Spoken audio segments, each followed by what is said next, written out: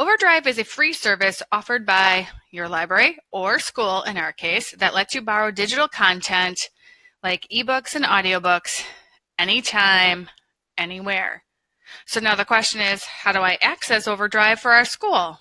Well, the first thing that you need to do is head over to the Clever extension that has been pushed out by our IT department. That is up here at the top. So go ahead and click on that. Okay, so this is what you're going to see. Once you see this, you're going to click Login with Google. Pick your school account. Once you're here, then what I need you to do is scroll down to these favorites, and you want to head over here to the Sora by OverDrive and click on that icon. Okay, so rather than, again, heading right into the app, you're going to see something like this. My school is Wisconsin Schools Digital Library Consortium. Okay, yours is actually going to ask you first to find your school. Okay, so you want to head up and do that. So I'll switch here. They're going to say, I'm looking for your school. If this isn't it, if it prompts you, this is prompting here because of where I live. Then click, my school isn't listed. You can type in our name of Oak Creek. You can also type in the zip code. Okay, then you can start to look through your options. Okay, are any of these us? Doesn't seem to be, but here actually we are the Wisconsin Schools Digital Library Consortium. So go ahead and click on that. Now you want to select our school. So I'm going to scroll down and find Oak Creek.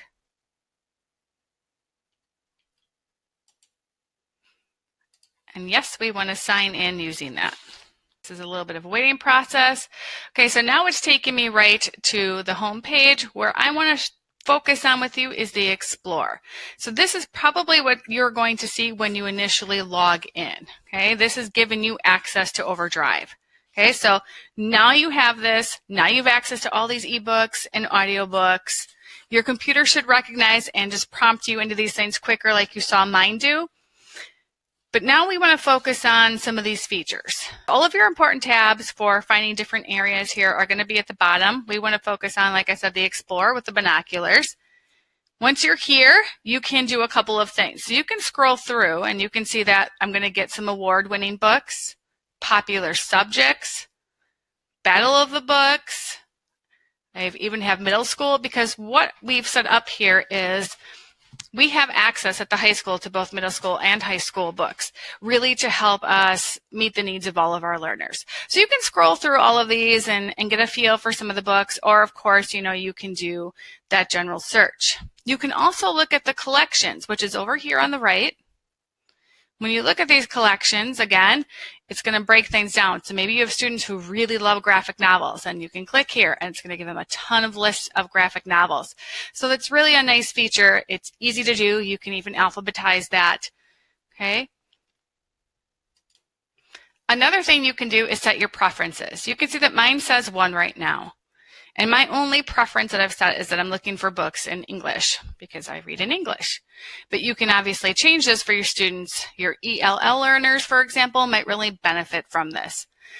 You can switch this to just available books. So when you're searching, all it's going to pop up are the ones that are available. But if you want to see if they actually have one of your books available or not, you can always put it on hold, then leave it to search by everything. And whatever you decide to do and change, you can even switch your audience. Just make sure you click apply, otherwise it's not going to save your preferences. Now let's say I want to find a specific book. I'm going to go up here where it says search for a book, type in the title of the book, and it gives me my search results for Scythe. I can see that it's able to be borrowed because it says borrow here. If it's not able to be borrowed, I'm going to see something that says, do I want to put this on hold? If I want to borrow it, then I click borrow. It's going to go through a process, and right off the bat, you can see it pulls up the book for me. I have a choice in how I want to view it. Do I want to view it in 1 page? Do I want to view it on 2 pages? I turn the pages by clicking over here on the right. As I do, you can see I get that full screen sort of view. I also can do a search. So This is also great when your students are looking for quotes and using text evidence, or, their different vocabulary assignments. So if I want to find a word, okay, I can click a search and might not find it. But I know they have other, so we'll do humanity. And you can see all of the circumstances, like it tells me in part 1, chapter 1. It really breaks it down nicely for the kids. When I'm done with it, just click done. I can bookmark. I can even go over here to the menu. I can do that search. I can go to chapters. I can even adjust my reading settings. So I can look at the size of the text. I can increase it. I can make it smaller. So if I need it, it's right there for me. I can change the lighting. I also, which I totally love, it has this dyslexic font. So for our students who are dyslexic, this helps them to read that better, and it makes it really nice for them. It's a great feature. When I want to get out of the dyslexic font, I just have to click to the publisher's default, and it's going to change it back for me. Here are other ones that I can also choose if I prefer a different style of text font. Okay, so now I'm going to close this because I also want to show you, for options, I've already read this book. So when I want to return it, I head to the options. I can renew it. I can return it. I can send it to another device. I can also mark it as done. But I just need to return it because I've read this novel already. Yes, I want to return it. Okay, and then this takes me to my shelf so we can see the other books I have. But now, again, I want to head back over to Explore. And I want to do another type of search, but I want to focus on the advanced search. So in here, I can search for a title, a specific author, and I can change this. So maybe for format, maybe I just want to find audiobooks. Maybe I have someone who needs to hear it, so I can change that. I can change my audience, I can change my Lexile levels, the text difficulty, all those features that we're sometimes looking for to challenge our students.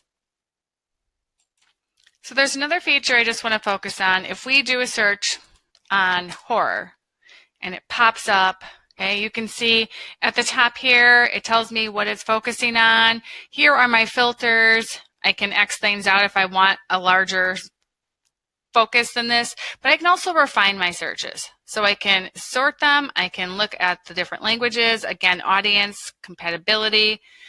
So using that refinement might help so that when you get all of these choices, maybe I don't want to see things that are in the middle school at this point, and that refining tool will help me to fix that.